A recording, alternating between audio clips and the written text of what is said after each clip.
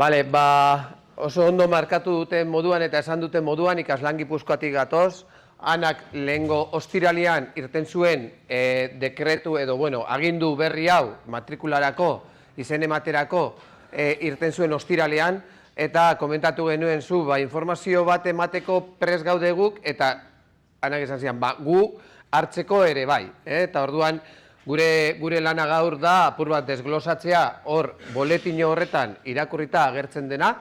Boletina eskegita daukau ikaslangipuzkoa.eusen edo bestela hezkuntza saileko atalean, boletinetan ere badago, ostiraleko boletina da, eta hori konbenigarria da irakurtzea eta ondo aztertzea ikusteko, ze aldaketa datozen kasu honetan, bai? Guk gaur, aipatuko duguna da, aldaketak ze aldaketa da zen, ze nobedade da zen lanbide heziketan, eta horretarako, oinarrizko lanbide heziketan ere aldaketa batzuk izan dira, eta bai gero baremazioetan edo bestela kupoetan ere aldaketa batzuk egon dira, garrantzitsua direnak, eta horrek hor zentratuko dugu pixka bat gurea. Lanbide heziketa orokorrean bebai, zelan izan den, ze aldaketa izan diren ere, aipatuko dugu, oinarrizko lanbide heziketa aipatzeko, Aitor Zabala etorri da Hernaniko gizarte berrikuntza lanbide heziketako ikastetxetik, berak azalduko digu hori, apur bat aplikatiboa eta zelan doan Jose Mari gonbidatu dugu, baina gero ikusiko dugu zelan doan goiza, eta gero Maite etorri da ikaslan Gipuzkoatik.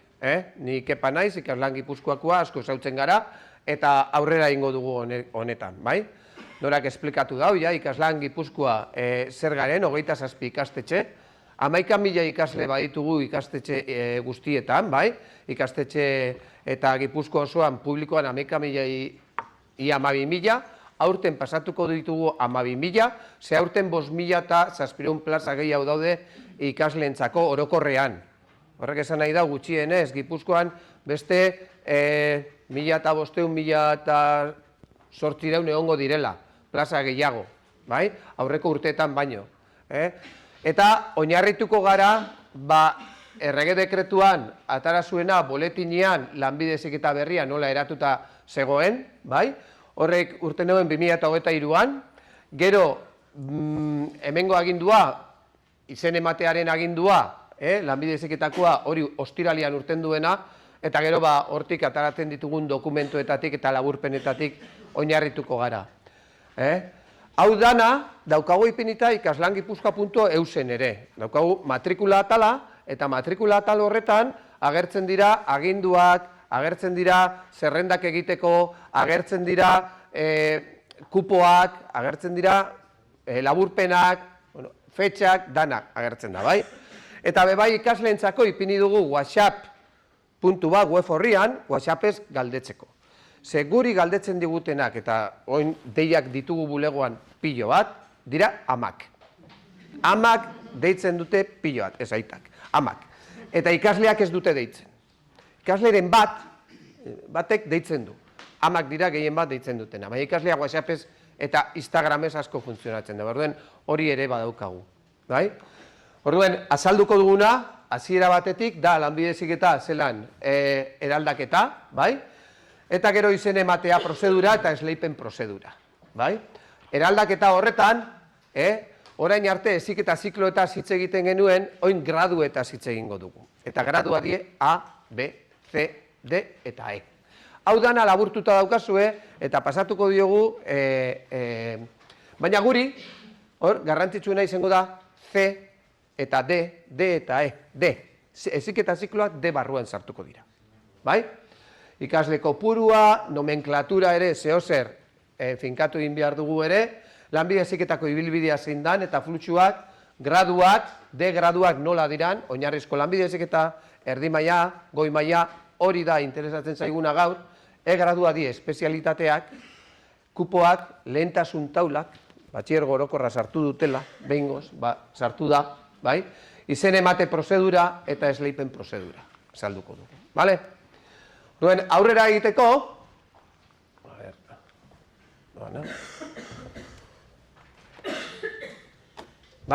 daukagu alde batetik graduak. Orduan, esan dugu dauzela A, B, C, D eta E graduak. Guri interesatzen zaiguna gaur DBH-tik eta batxilergotik etorriko diesenak izango dira D graduak. Bai?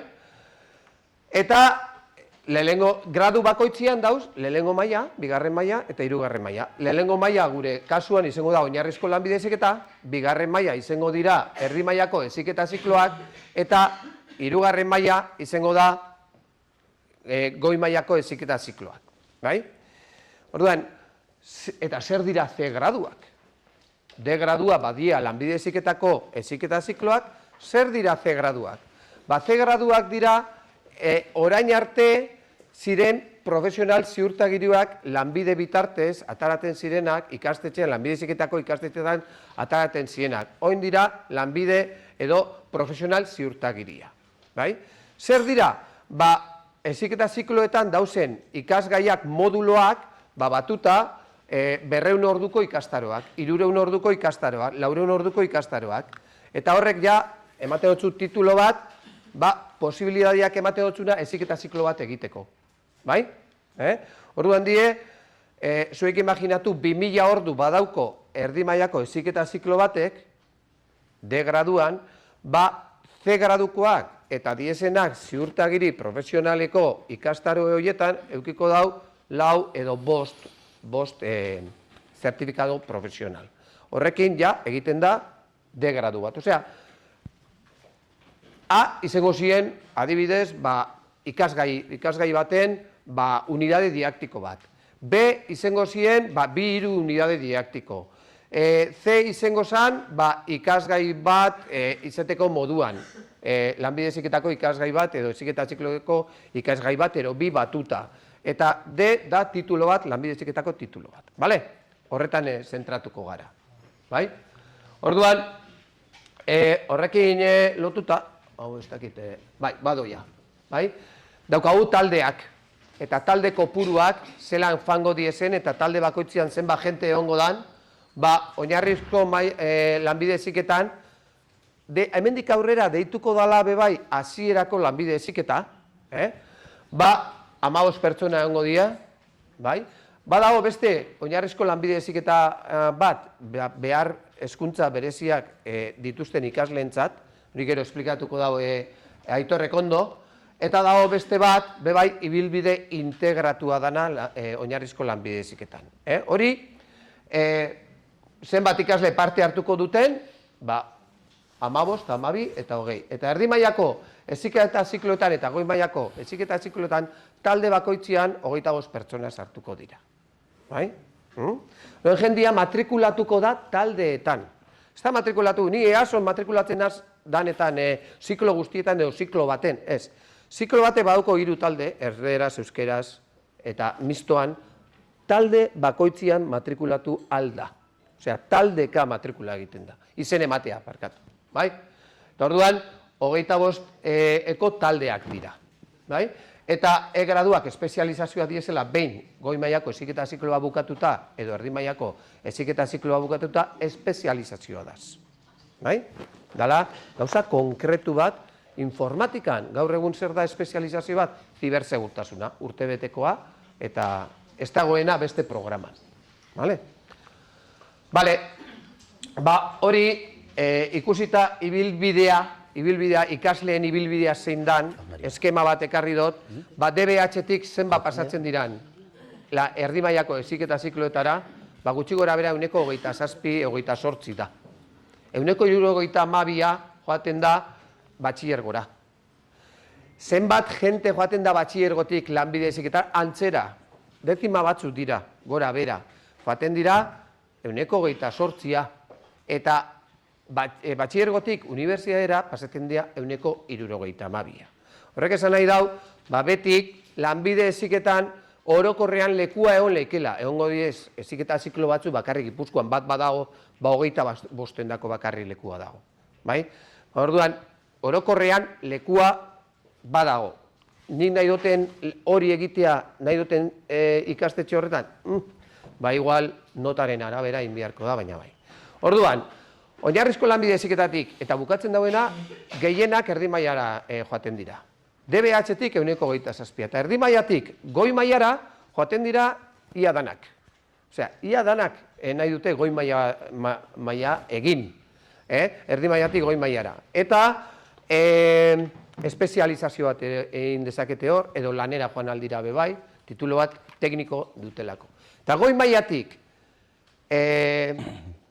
unibertsitatera joaten da 10%, 12% joaten dira, gaur egun. Eta goi mailara joaten da erdi mailatik ikasle guztia nahi dute egin goi maila, eta batxilergotik 28% gutxi gora bera nahi dute egin, edo pasatzen dira goi maila egitera. Hor elkartzen dira erdi mailakoak eta goi mailakoak. Bale, hortik goi mailatik jente asko berriro egiten du goi mailako beste heziketa ziklo bat. Osea, dago jentia 6 urte pasatzen dituena lanbide heziketan. Eta horreik, aurretik ez doaz lanera, ez dutelako nahi eta nahi dutelako ikasi. Baina bestela lanean egongo ziren eta ez dute hori. Bueno, hor ere espezializazioak egin dezakete. Eta unibertsitatetik ere etortzen da jentia lanbide heziketara arlo teknikoak ikustera eta ez hain teorikoa dan unibertsitate ikastea. Orduan, hemen dago kriston movimentua ikasleena, atzera, aurrera, gora, bera, eta hinleikie, eta oso flexiblea da, eta askoz ere gehiago flexibilizatu da gaur. Bai? Bale, hori kontutan izan da, bai?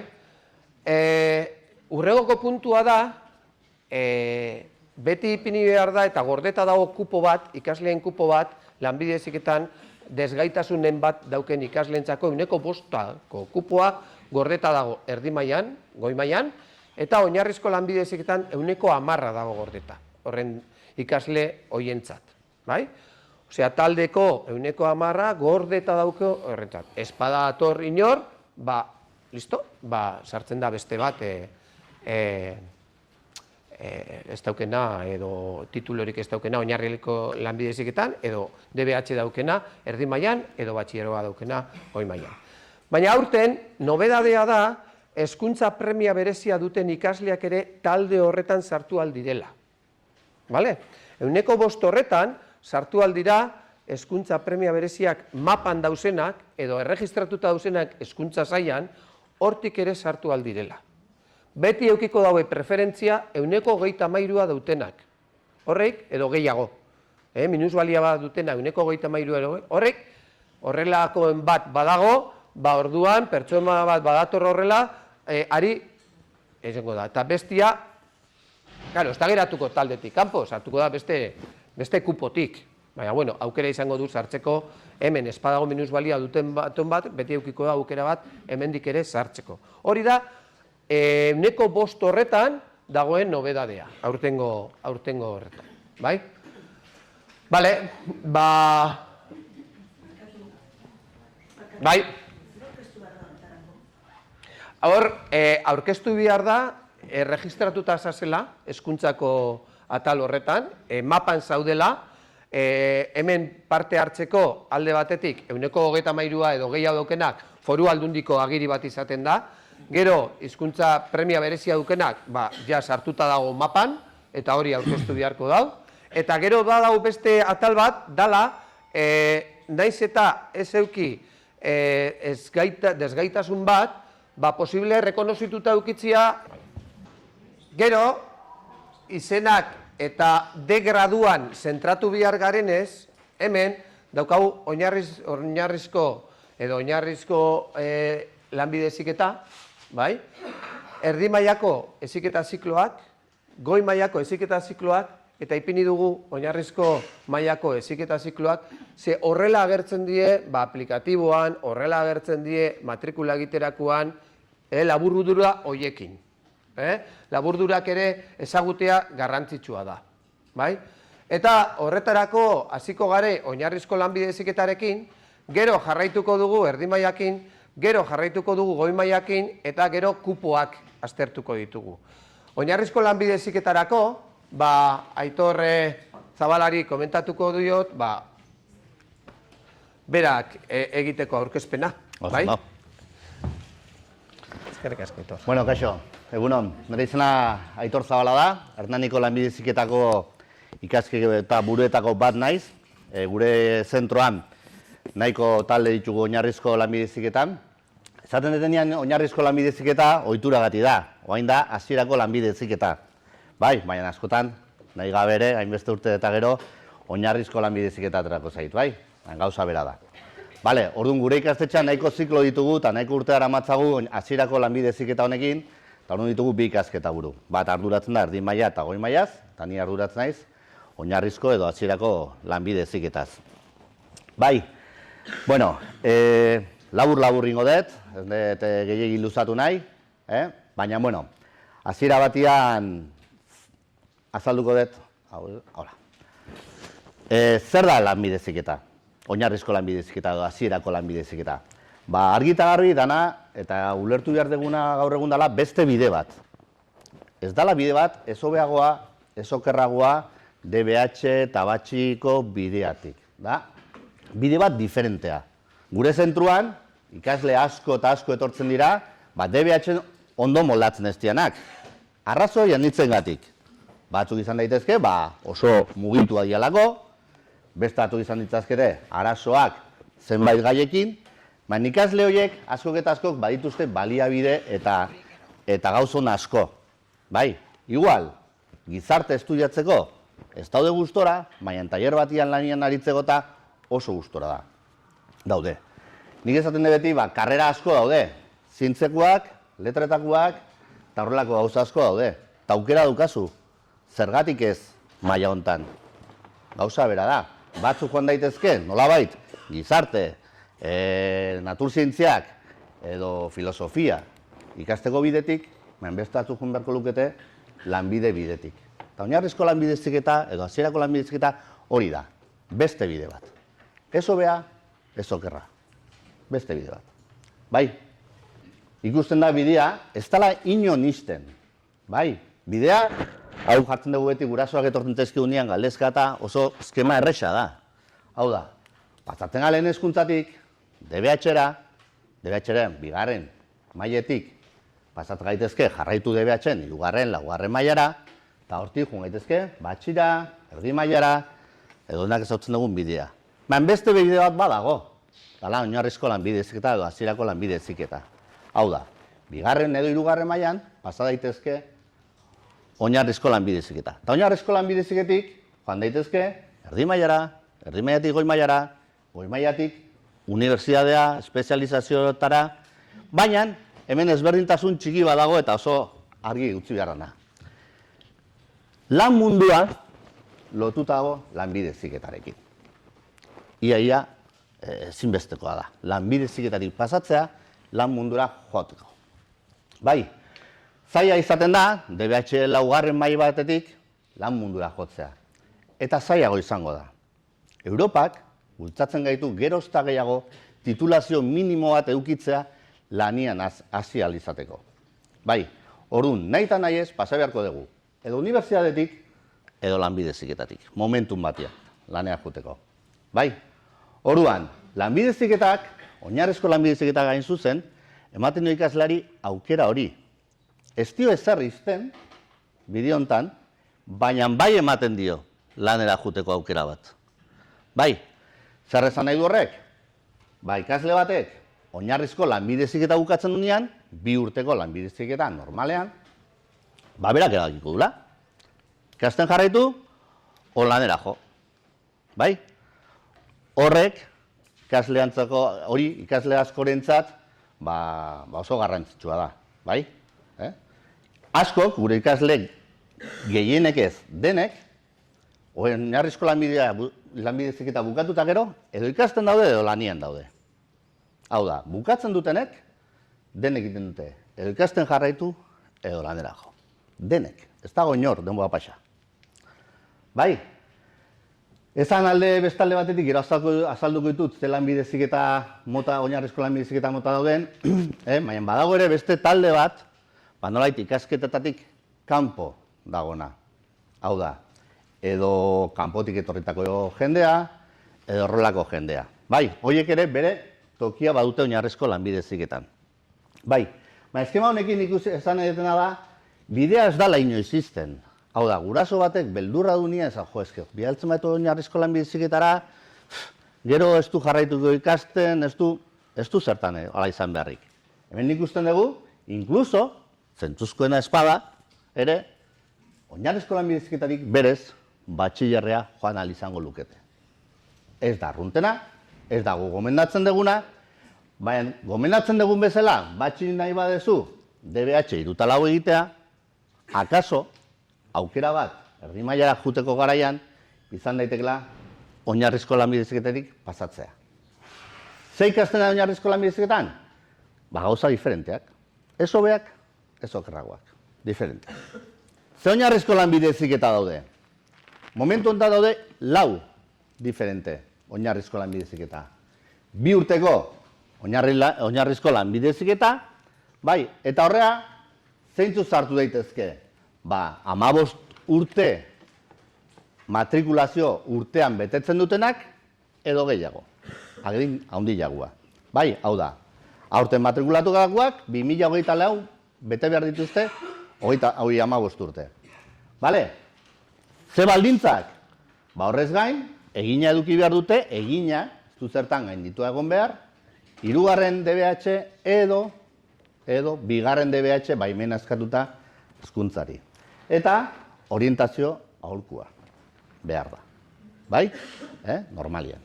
Bale, zein da hemen arazoa? Talde kopurua, 15 ikasle dira. Ulertuko zuten bezala, tailer batian ratioa ezin du izan, 25 ikasle, rotaflexakin, taladruakin, pixka bat, ratioa hori da. Bale? Eta sartzeko premisak edo baldintzak dira batez ere adinekuak. Hau da, 17 urtekoak, 16koen aurretik daude, eta 16koak 15koen aurretik. Bai? Priorizatzen da adina beste prioridade batzuen aurrean. Bale? Kasu honetan oso garrantzitsua zuen lana, orientazio txostena. Guri, irakasle bezala eta ikasketa buruzla, oso ondo datorkigu, pixka bat, ikasle horren ibilbidea. Bale? Hori ditzateke, DBH-tik normal pasako litzatekeen jendea. Bai? Bale, gero daukagu, 3 urteko hezkuntza premia berezikoentzat. 3 urteko ziklo bat. Bale? 3 urteko ziklo hau, ere 15 urtetik gorakoentzako da, 2. DBH egina, edo hasita, edo ez gaindituta, baina bai eginda beharko luke, bai, eta hemen, kasu honetan, mapan sartutak egon beharko lukete. Eta hau da, 3 urteko zikloa. Ze diferentzi dago 2 eta 3 urteko arteko ziklotan? Nolabait, 2 urteko, badauzkat ikasle hauek, badituztelako alako berezitasunak, 2 urteko materia nolabait estiratzen da eta gehitzen dira zenbait gauza talde horiei ondo datozkienak. Bai, materia luzatu egiten da, estiratu egiten da, denbora gehiago daukagu, eta horrez gain, sartzen dira kurso extra hortan, bai, sartzen guaz, talde hauei ondo datozkien baliabideak. Bale? Hori izango litzateke, 3 urteko zikloak. Hemen Gipuzkoan daude Hortzabar eta Gureak. Bai? Hau da, guk hau ez dugu ematen. Ematen dugu hemen Gipuzkoan Hortzabar eta Gureak. Bale? Beste ziklo bat, 3 urteko hau ere bai. Bai? Ikasketo edo insertzio arazo bereziak. Hau da, 17 urtetik gorakoak izan behar dute, edo 17 urte bete behar dituzte matrikulazio urtean, bai, ez dute DBH-ko ikasketarik, bai, edo ez dute akreditatzeko aukerarik, gertatzen da kanpoko ikasle askokin, eta ezin dute lanbide heziketara beste inola sartu. Ezin dute erdi maila batea jo, ezin dute. Ez daukate inungo gaitasuna lanbide heziketara sartzeko. Orduan, beraientzako da ziklo. Bai? Hau da, batez ere, adina ikasketak aspaldi utzi ditu norbaitentzat, bai? Ez dauka DBH-ko titulaziorik, edo, kanpotik etortzen den ikasle bat, 17 urte betetzen dituna, ez dauka ezer akreditatua, eta askotan, izaten da, hizkuntza arazoak, eta horrelako gauzak. Kasu honetan ere, 3 urte dira. Zergatik? Ikasle horiek berezitasun batzu dituztelako. Orduan egiten duguna da, 2 urteko materia luzatu, eta beste zikloan bezala, beraiek beharrezkoa dituzten zenbait baliabide txertatu. Hortarako daukagu kurso bat osoa gehiago. Bai? Eta hauek, Gipuzkoan, gu bakarrik gare. Bale? Orduan, diferentzia, 3 urteko honen artean. Eta honen artean da, hau mapakoentzako dala, eta hau 17 urtetik gorakoentzat, eta ikasketarik ez ditun jendearentzat. Bai? Gertatzen da urtero, jendea deika gure ikastetxera, 2-3 urte nola dan asuntua. Bai? Nik uzet, nahiko argi geratu dela. Eta bain, aurten, jarri dugu, ibilbide integratuak. Ibilbidea integratua dira, nolabait, oinarrizkoa eta erdi maila lotzen ditun ibilbide bat. Bai? Hau da, 4 urteko ziklo bat, non hasten dira oinarrizkoan, eta bukatzen dute erdi mailan. Hau da, egiten da pakete bat, oinarrizko eta erdi mailan artean. Eta orduan da, 4 urteko ibilbide bat, baina ateratzen dian titulazioa, da erdi mailako ziklo bat. Bai, hori ere, aurten da aurreneko urtea, aterako deguna, eta guk badaukagu adibidez, gure eskola jarriketa adibidez bezala, informatikan daukagu. Oinarrizkotik hasita, 4 urtetara. Bai, kasu honetan, ikasleak hemendik ikusten duzuten, 20 ikasle izan daitezke, asko jota. Bale? Eta sartzeko ordena eta baldintzak, 2 urtekoan berdina. Baina, 4 urtekoa da. Dago pentsatua ja, orokorrean 4 urtetan.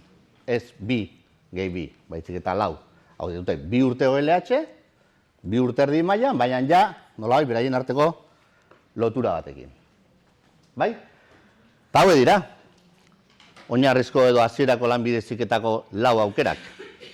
Bale? Kontutan hartu, ziklo hauek, garai batean publikan oso gutxi zeuden. Kontzertatuan, dexente zeudela. Bai, baina ja nik uste duela 2 urtetik honea, publikan ere, geroz eta gehiago irigitzen nahi dira. Adibidez, Don Boskon, Fraisoron, toki askotan irigitzen nahi dira, espezialidade gehiago. Leheno publikan ere, gu bakarri ginen. Bale? Oinarrizko lanbide heziketa da, beste modu batera ikasi nahi duen ikasle guztientzako. Hau da, pentsatzen dut, nire ikasle bat, baserri munduan bizi da, gustatzen zaio, baserriko lana, gustatzen zaizkio, baserriko giroa. Egon behar du erdi mailan, DBH-en, filosofia, gizarte eta maten? Agian bai, o agian ez. Agian Fraisoroa jundaiteke, oinarrizko lanbide heziketa egitea. Zer da, baliagoa importantago filosofia jakitea letxua landatzen edo baratza nola gestionatzen da ikastea baino? Ez. Ez da baliagarriago, ez da gutxiago. Ikasten dira gauza diferenteak. Bai? Orduan, honekin zer esan nahi dut? Beti ikusten dan desprestigio hori, ez? Lehenoko zip edo denak hori bukatu dela. Kontutan hartu, oinarrizko lanbide heziketako ikasle guztiek dauzkatela erdi mailakoen eta goi mailakoen baliabide eta aukera berdinak. Ikusko ez zuten bezala, praktikak eta dena. Bai? Bale, nola egiten dugu lana oinarrizko lanbide heziketan? Pixkat ez azaltzen ez, askotan, ez da ulertzen nola funtzionatzen duen oinarrizko lanbide heziketa. Bale? Lan egiten da teknikoki, batez ere. Bai? Horrek esan nahi du matematika, gizarte eta ematen ez dela? Ez. Hori ere ematen da. Bai? Baina ematen da beste proportzio batean. Aukerak eta DBH-en tezatzen, zientziak eta letrak. Ba ez, hemen dago zientziak, letrak eta teknikoak, tailerreko gauzak. Bai? Orduan dauzkagu, astian, ordu batzuk, egunean 2 ordu zientziak eta letrak lan egiteko, gure kasuan ditzela zia eta koj, asignaturak, lantzen dira zientziak eta letrak, eta gero 4 ordu tailerrea. Mekanikoa balima da, tailer mekanikora. Elektrikoa balima da, tailer elektrikora. Baratza Fraisoron balima da, suposatzen dut, baratzara jungo diala. Nik Fraisoro ez dakit, nik Hernani dakit, eta elektrizitatea, informatika eta mekanika. Bai? Eta nola lan egiten dugu? Batez ere erronkaka. Ja azten gea, oinarrizko lanbide heziketan, lanbide heziketa osoan lan egiten den bezala. Horrek, hola lan egiteak, erdi maila batera pasoa askoz naturalagoa bihurtzen du, ikaslearentzat. Hau da, zaten digute, mainan, guraso askoan kasua, askotan, ez dia joaten gutxiago jakinda erdi mailara? Ez, doaz beste gauza batzuk jakinda. Akaso, matematikan eta olako kontutan, igual beharko dute, esfuertzo txiki bat gehiago DBH-tik datoztena baino erdi mailan. Berriz, tailerran eta herramientan erabileran, bentaja daukate DBH-tik datoztenetik konparatuta. Bai? Orduan, ikasten dute gauza diferenteak. Orduan egiten dugu lana, 2 ordu arlo teorikotan, eta 4 ordu tailerretan. Eta beti, hor jartzen duen bezala, eta metodologiak, STEAM, hau da, erdi mailan eta goi mailan proiektuka lan egiten den berdin. Orduan, pasoa oso naturala da. Erdi maila, OLH-rik erdi mailara oso erraiz pasatzea. Bai? Ados? Bale. Zer lortzen dute? Oinarrizko lanbide heziketa eginta gero. Bueno, lortzen dute oinarrizko edo hasierako lanbide heziketako tituloa, titulo horrekin joan daitezke erdi maila batea, lortzen dute DBH tituloa, dena gainditu ezkeo, hau da, CIA eta COG eta dena gainditu ezkeo, DBH tituloa lortzen dute ere bai, enpresarekin harreman zuzen bat, ze lehenengo mailatik ja, oinarrizko lanbide heziketan, kontaktua eta praktikak egingo dituzte enpresan, hau da, errealitatea ikusten dute, bigarren mailan ja, praktikak egiten dituzte, erdi maila eta goi mailakoan igualak, denboraz pixka motxagoak, baina igualak, hau da, enpresan lanien jartzen dira, eta lortzen dute, lehen komentatu duen, kualifikazio profesionalak. Hau da, ikasle batek, bukatzen dunean OLH-a, badauka titulazioa, enpresa batea, lana egitea juteko.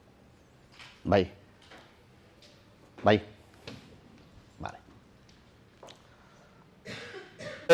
Gauza diferente daude, lehen esan detena. Oinarrizko lanbide heziketa da, lanbide heziketa. Ez gehiago, ez gutxiago. Eta ditu lanbide heziketako baliabide guztiak. Besteak beste, goi mailako eta akzesoa. Erdi mailatik, goi mailara, goi mailatik espezializazioa eta teknologiara.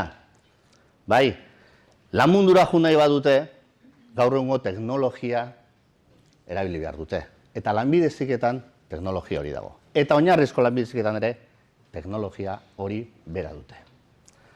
Bai, Erasmus bekak, erdi mailakoak, goi mailakoak joaten dira Europara. Oinarrizkoak ere bai, joaten dira. Gure ikasleak joaten dira praktika egitea atzerrira. Italira, Portugalea, 3 hilabete praktika egitea.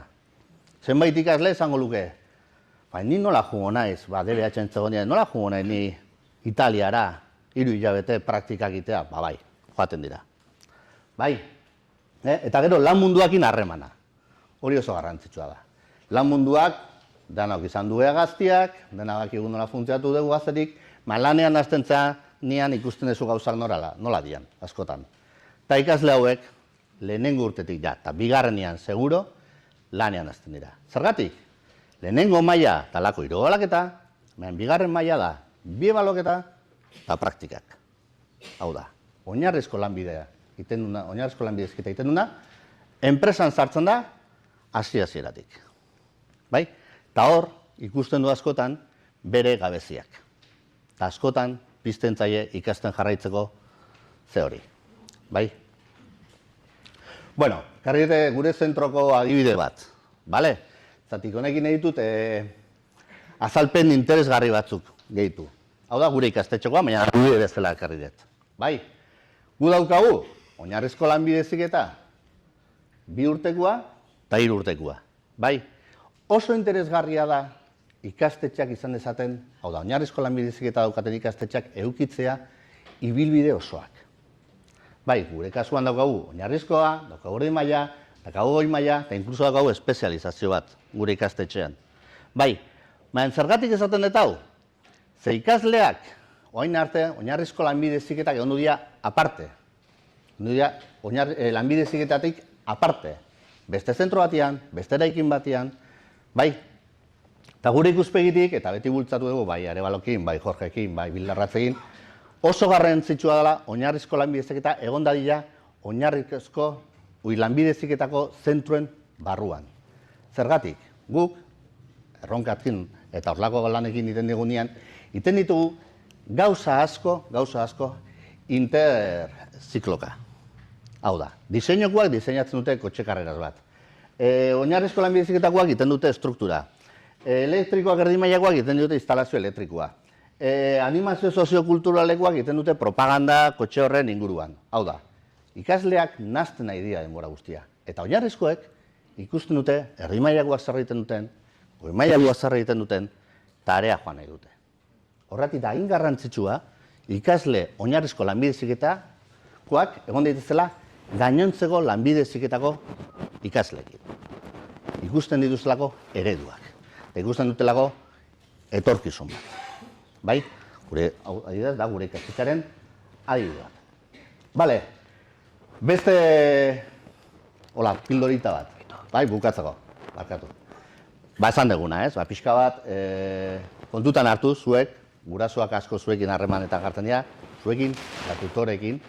Bai, orduan, kontutan hartu. Ikasle guztiak ez dute joan behar bide beretik. Badaude ibilbideak. Eta lanbide heziketak ibilbide diferente asko emateitu. Bai, orduan, zuek zaudete gurasoekin harremanetan, tutoreak daude gurasoekin harremanetan, gurasoen beldur horiek zuek gestionatu behar dituzute askotan, da, bueno, pixka bat kontutan hartu. Bai, eta bukatzeko. Ostikoa. Pasan asko. Apa. Zer gauza garrantzitsua. Gertatzen zaiguna askotan lanbide heziketan. Zer gertatzen da DBH lortzen duen ikasle batekin erdi mailara joanean eta ez du lortzen erdi mailako titulorik. Geratzen dela más colgado que 20.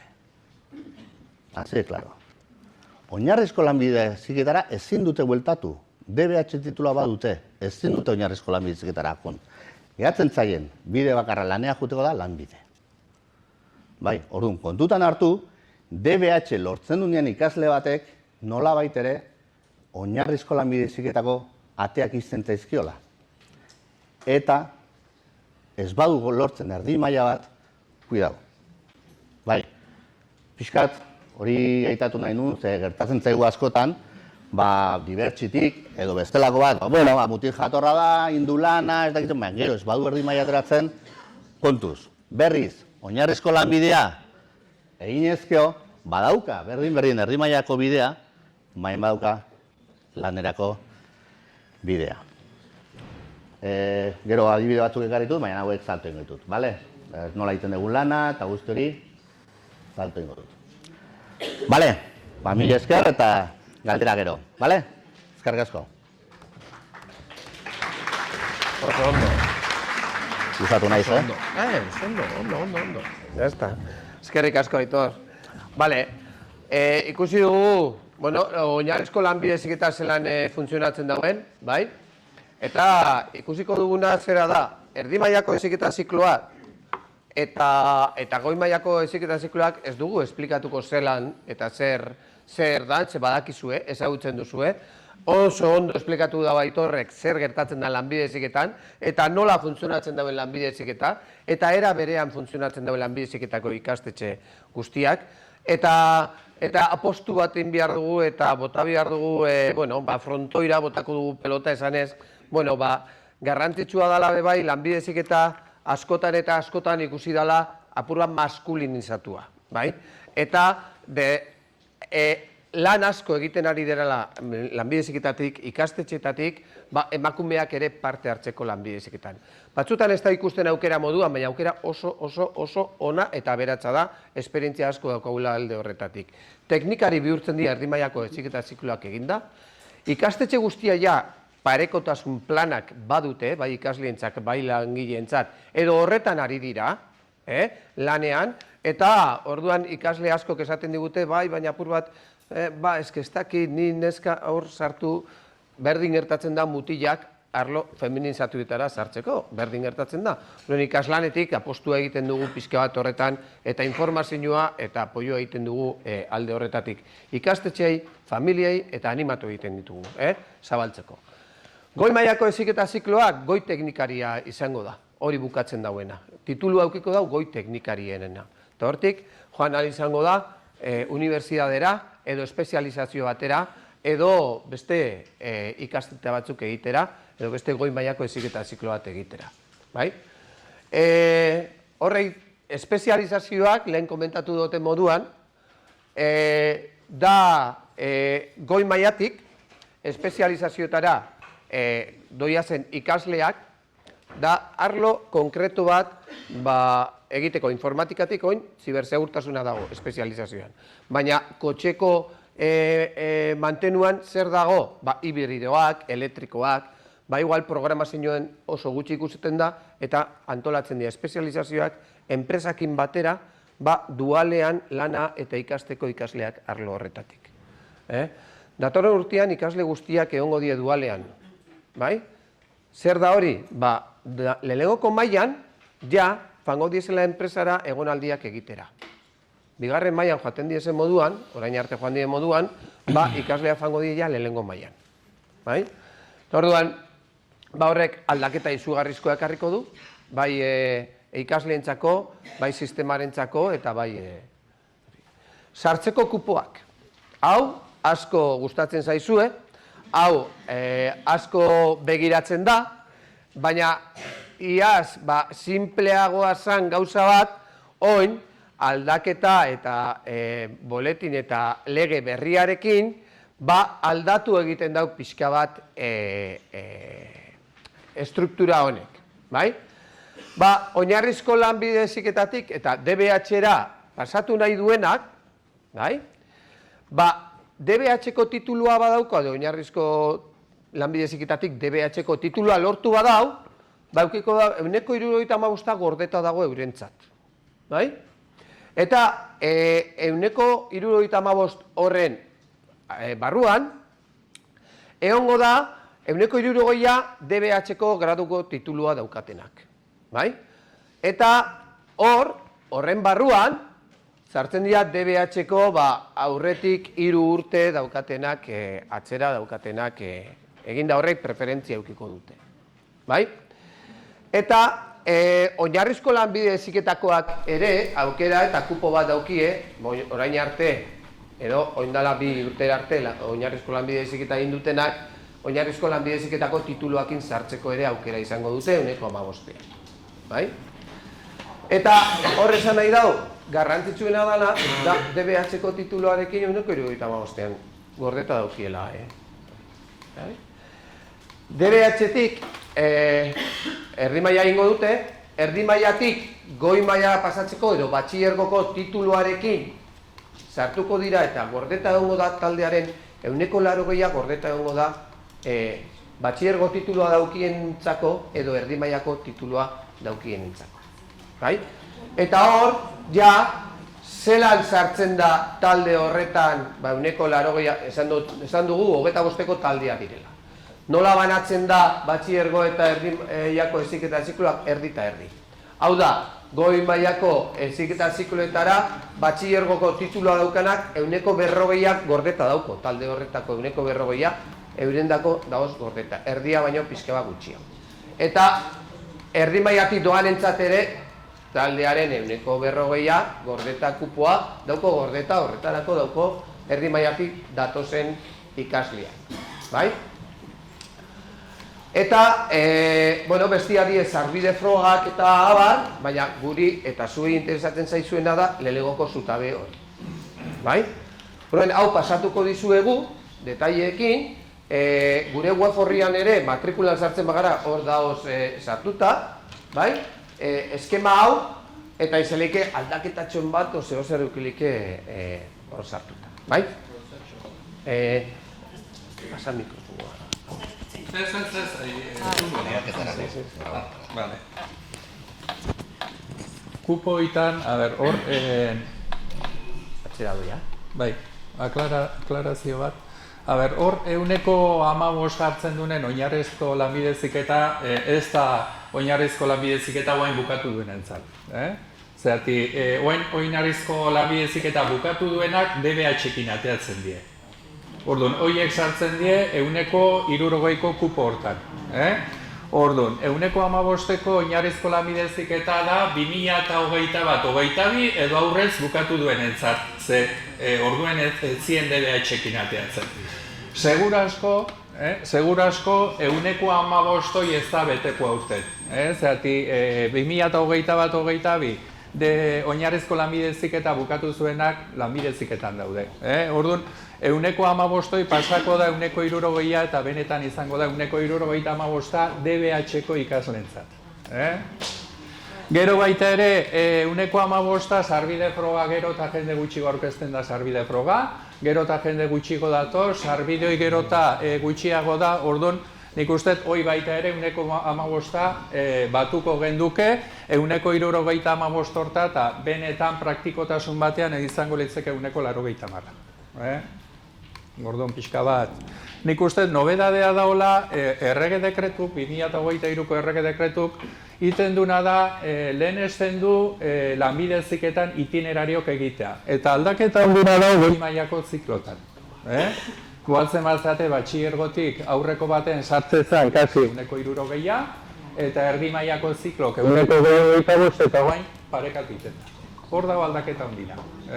Goi mailako ziklotan, sartuko da, sartzen baldin badie, 9 ikasle batxillergotik, 9 ikasle erdi mailako ziklotik. Hor da pixka bat aldaketa. Bai, oso ondo. Bai, hori da, Eta beti, baton bate espala betetzen kupo bat, beti gehitzen da aurrekoari. Bai? Horregaitik aukera gehiago izango da alde hori. Bale, eta gero, lehentasun tauletan ere, hor dago erdi mailatik goi mailara zeintzu sartu, nola sartu ze lehentasuna daukaten, eta sartuta dago ere batxillergo orokorra sartu dute. Bai? Batxillergo orokorra sartu dute eta arlo hauetan sartu dute. Bai? Agertzen dizen administrazio eta kudeaketa, preferentzia aukela batxillergo orokorrak. Gero, askoz ere modalitatea da gauza bat eta gero ikasgaia da. Baina orokorrean batxillergo orokorra sartu dute merkataritza eta marketingean, ostalaritza eta turismoan, irudi personalean, gizarte eta kultur zerbitzuetan, ehungintzan, osasun dokumentazioan, ez dute sartu osasungintza osoan, sartu dute osasun dokumentazioan eta administrazioan, eta adibidez lan arriskuen prebentzioa ere hori da ziklo bat. Beste gauza bat da ingurumena eta segurtasuna. Arlo horretan, boletinean ikusiko duzue, 3. taulan nola dagoen hori sartuta eta zer dagoen. Bale? Eta hori, 2. puntura pasatzen gara izen ematea nola egin eta ze prozedura erabili behar du. Izen emateko aukera dago ikastetxean eta ikasgunean. Ikastetxeetatik esan digute mesedez egiteko ikastetxeetan. Ikasgunean bitartez, esplikatuko dugu gainetik, bideo bat dago ipinita bai, zelan egiten dan, ikusiko duzu ia gehieno, baina dana espada ondo betetzen, matrikula gero prozesuan parte hartzeko ikastetxetik abisatzen eta abisatzen ibiltzen die, hau ez da ondo bete, juston lana da, asko zer gehiago. Gomendatzen dugu alde batetik. Orduen, lehenengo aukeran ipini badu ikastetxe hori, nun egin behar du matrikula edo nun egin behar du izen ematea? Izen ematea egin behar du ikastetxe horretan. Izen emate bakarra egin behar du, estafan ikastetxe eta zerrendatu egiten du preferentziak. Zerrendatzeko preferentziak izeleike 20, 30, nahi beste. Eta ikastetxekoek esaten digute, zerrenda horrekin badoa ikastetxera askoz ere denbora arinagoan bizkorrago egiten dute izen emate hori. Bai? Eta gero gure web horrian ipinita dago hau, plantilla hau, jeitsita, ze gero aukeran, aukeratu behar dira, erdi maila, goi maila, zuen kasuen espezializazioa ez, baina dano oinarrizko lanbide heziketa, dano da sartuta horrelako baten. Orduan, ipinita daukagu, bai, adibidez txanda, txanda goizez edo arratsaldez, dan, bai, ze ondie ziklo mekanika goizez, mekanika arratsaldez, bi talde dira, bi aukera dira.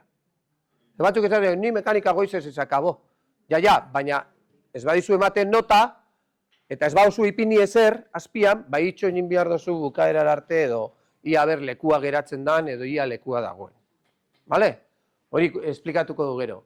Hizkuntza eredua, A, B eta D, berdin. Hiru hizkuntza eredu talde bat, hiru talde badaz, bat A ereduan, beste bat B eta beste bat D, horrek ematen dizu aukera hiru lerro ipintzeko diferente. Eta lerro bakoitza aukera bada. Bale? Lerroak hori ondo betetzea oso garrantzitsua da. Bai? Ikastetxeak eleanitza, batzutan ingelesez ematen dira ikasgai batzuk, beste batzuk frantsesez, bueno, hori justifikatu egin behar da, edo titulu bat eskatzea, edo azterketa bat egiten da, baina aukera diferentea dira. Eleanitza taldea badago, eta eleanitza taldea ez badago, bi talde dira. Bai? Horrek haunditu egiten du. Bale, eta gero erderaz ipini dugu, eta hori behintzet ikastetxera joatea horreaz, ja, asko erresten du, bai? Eta, karo, ipini dugu eredu moduan, mekanizaziokoa, bale? Ipini dugu EASOn, badaukela euskeraz eta badaukela beste eredu baten, bai? Badaukela edo arratsaldez edo goizez. Aukera bakoitza, puntu bakoitza da aukera bat, lerro bat, bai? Eta ipinileike EASO Politeknikoa, baina gero ipinileike bebai gizarte berrikuntza, hernanikoa, bebai dauko. Eta hemen faio egiten bau, hernanikoa dauko euskeraz, erderaz eta B ereduan eskaintzan. Gero ze talde urtengo dauen, igual talde bat desestu egiten da, zesta hori ikasle kopuru nahikoa.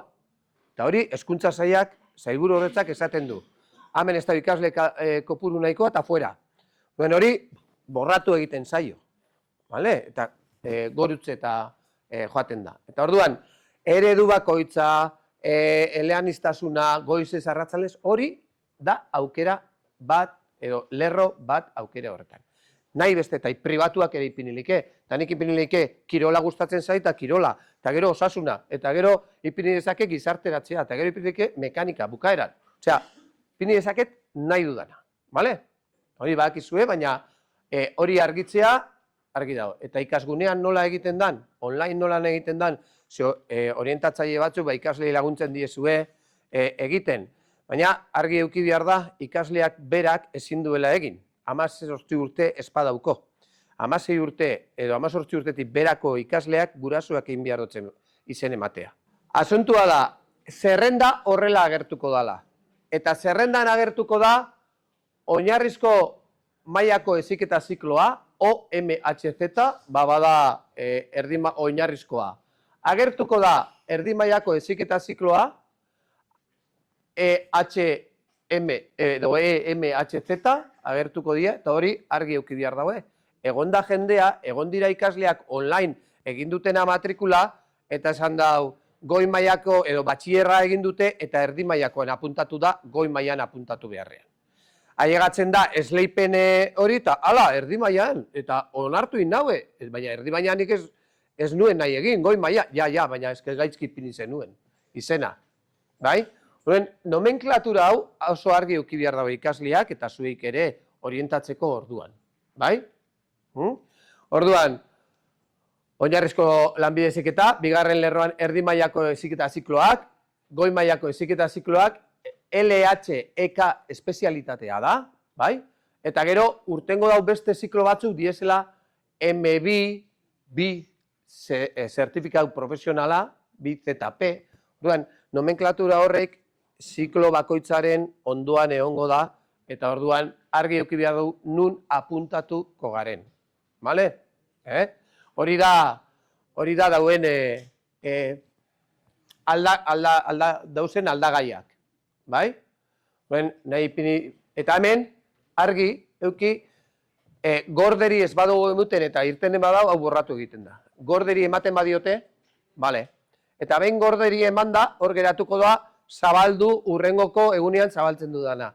Baina behin, bidali ematen badiot, ja ikastetxera doa. Eta ikastetxean egiten dute rezepzioa, eta orduen ja aldaketak ezin dira egin hor. Aldaketak ikastetxera deituta, edo ikastetxera joan da egin behar da. Bai? Nik bidali ez badot egiten aldaketak egin dezaket. Baina ez da izatela itxoin, 24 arte bidaltzeko lehenago. Bai? Zehaztu egiten da. Alata guztiz, ez badute bidaltzen, abisatuko diote. Emaia euki behar dute ondo, mobila ondo ipinita. Ez duzu bidali, agertzen dira, mezua. Orduan, badago jendia, bai, ni gorde do, ja, baina ez duzu bidali. Eta ez baduzu bidali, ez duzu emon izenik. Bai? Eta bidali duzunean ikastetxea rezezioa egiten du. Ikastetxea rezezioa egin arte, ez da erregistratzen. Bai? Bale, eta hori,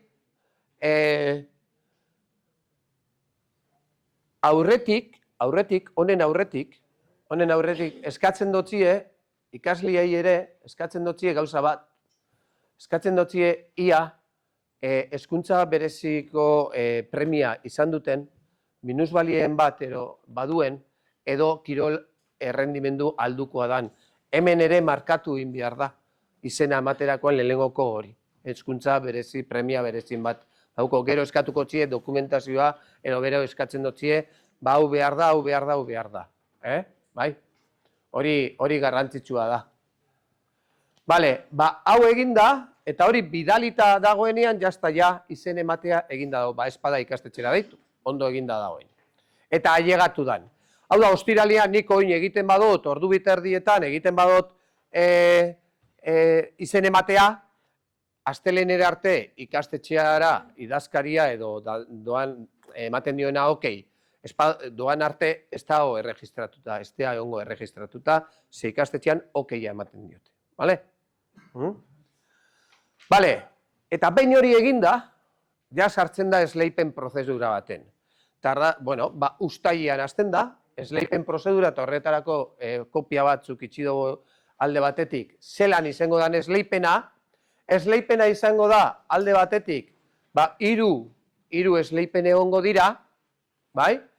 Lehenengoko esleipena izango da, garrantzitsua da uztaila 5ean begiratzea, ze irtengo daue behin-behineko zerrendak, eta hor, espada urteten uztailak 10 arte alegazioa egiteko aukera dago, eta hor, alegazioak egin dezakete, orduan, garrantzitsua da, fetxa hori uztaila 5, lehenengokoa. Uztaila 5ean begiratu behar dute, ia zerrendan dagoen, edo onartua izan dan, edo ez. Ikasgunean ikusi dezakete, edo mezuen bat, edo emailean, edo bialduko dio. Baina, espada ikasgunean ikusi, edo ikastetxean galdetu. Bai? Eta, behin, erreklamazioak eginda, uztailaren 11an ja matrikulatu ahal izango dira. Nortzu matrikulatuko dira uztaila 11atik 15era? Lehenengoko aukeran onartuak izan direnak. Bakarrik lehenengoko aukeran onartuak izan direnak. 2., 3., 4., 5. aukeran onartuak izan direnak, horrek itxoinin biharko dute, ze hobetzeko aukera izango dute. Bai? Horrek hobetzeko aukera izango da, 2. esleipenean edo 3. esleipenean. Orduan, behintzat markatuko hotzie, 2., 3., 4. o 10. aukeran. Hori izango da, posturik eta txarrena lortuko duena. Hortik gora egingo du. Gertatu leike lehenengoko esleipenean ez matrikulatzea jende bat eta orduan igotzen joatea. Bai? Orduan, 2. esleipenean irtengo dauela edo zerrendak urtengo dauela 16an, uztailak 16an, hori ez da finkoa, baina horri pini dugu, 17an matrikulatu egin behar da. Bakarrik egun badao, 2. faserako, 2. esleipenerako matrikula egiteko dala uztailak 17a. Altanto egon beharko da jendea hor ia dagoen edo onartua dagoen lehenengo aukeran edo itxoin behar duen 2. edo 3. aukeran itxaron egin behar du. Lehenengo aukeran onartua badago matrikulatu egin behar da. Berriro. Eta edo itxoin egin behar da. Bai? Eta hirugarren esleipenean, ikusten badau, lehenengo aukeran, bigarren, hirugarren, onartu dan aukera horretan matrikulatu behar da. Hor matrikulatu behar da. Hori da, lortu duen posturik onena. Eta hor matrikula egin behar du. Bai, pasatzen da, bukaerar arte, eta uztailak 23, 24 arte itxoin behar du, aberlekuri dagoen. Osea, kanpo geratzen da esleipenetatik. Bai? Hau da, lehenengoko aukeran, irtetzen dauena lehenengoko esleipenean, bigarren esleipenean, matrikulatu egin behar da. Bai edo ez. Ja, baina oin dala 3 hilabete egin nuen nik hori, eta oin nahi do beste gauza bat egin, matrikulatu espada hor, eta gero lekua badago egin espediente aldaketa. Baina espada matrikulatu hor, ze bestela besti ez daukazu aseguratuta. Bai? Eta, behin, plazak libre geratzen badira, uztailak 23 eta 24an, aukera izango da libre geratzen diezen plaza horietan matrikulatzeko bape barik geratu den jendea, prozesuan ez duena parte hartu edo berandu enteratu dana. Bai? Eta horretaz gain, aukera izango dabe bai, iraila 2tik, urriak 18ra ere matrikula egiteko. Baldin eta bat hartzen da DBH bukatu ezin, eta esaten ez dindo bukatu, edo batxiergoa azten da, eta esaten dugu, ezin dut hori. Bueno, aukera dauko 2tik 18ra. Jende asko deitzen dau urriak 20an. Jende asko deitzen dau urriak 20an, da esaten atzo egin bazen duen, aurreinu egin bazen duen, ondo, baina ja ez. Bai? Orduan hori argi euki behar da. Bai? Eta, esleipen prozesua hori izango da. Guk, ikaslan Gipuzkoa moduan gure ikastetxeena, izaten dugu gutxi gora bera ze plazak egoten diran libre, edo ze lekutan egiten dugu. Hor ustailan bukaeran egiten dugu lana, jaso, ikastetxe ze plaza dauden libre, baina oso aldakorrak izaten dira, orduan, gu saiatuko gare horreik ipintzen. Bai? Hori da, esleipen prozesua, eta gero QR-en bitartez, ipini dugu bai zelan esleipen prozesua, noiz egin behar dan eta lehentasun zerrenda jeisteko aukera hortik, bai? Heziketa zikloak, ze guk hau urtero eguneratzen dugu, baina jakin izan dugu zein dan eskaintza berria aurreko ostiralean. Orduan, hau da aurrekoa eta web horrian ipini dugu dana, ipini dugu web horrian, eta oinarrizko dokumento moduan hartu dugunak izen dira dekretua, Madridetik datorrena, boletina, bai, hemengo boletina, eta gero, sailburu horretza dauke web horria. Asko erabiltzen dugu alde horretatik web hori gauza orokorrak eta jakiteko. Lehen komentatu dugu moduan, guk ere, orientatzaileentzako aste honetan ez, datorren astean edo, ipiniko dugu bebai, gida bat, ikasleei apur bat, emakumeak gehiago hurbiltzeko lanbide heziketara eta ipiniko dugu gide bat orientatzaileentzako, beste bat dauko ikasleentzako, beste bat familientzako, ipiniko dugu gure web horrian, Somos las FP ere badaukagu, eta horrekin lan egiten dugu ikastetxeekin batera parekiotasun arloan lantzeko. Eta hori izan da pixka bat, gu geneukena oin esateko eta egiteko.